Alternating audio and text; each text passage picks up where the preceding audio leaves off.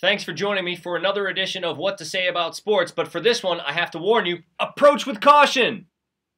This story involves a political figure, not necessarily politics, but a political figure. You know what they say, religion, politics, whatever. Don't talk about it in some company. However, if you are watching the Denver Broncos this year and you see your boy Demaryius Thomas catch a great touchdown pass and you want to say something that makes you sound like you really know what you're talking about with sports, say this.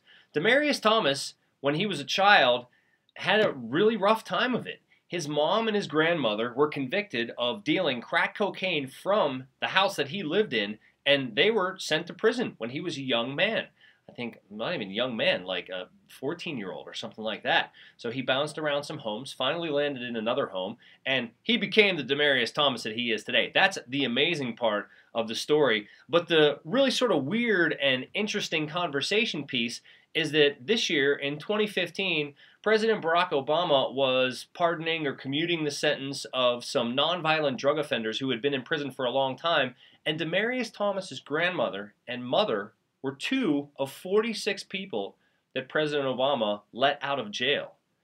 What a weird story, you know? So if people missed it and Demaryius Thomas is doing something great on the football field, as we think he's going to do, you can just say, hey, did you know President Obama ended up commuting the sentence of his mom and grandmother? And they'll say, well, what happened? Oh, they were dealing crack cocaine. And so that's your conversation piece. Wherever it goes from there, because, you know, if you're in the wrong political spot, they're going to say President Obama, grrr, or they're going to say President Obama, yay, depending on who they are. So you can use it with caution, but it is a nugget.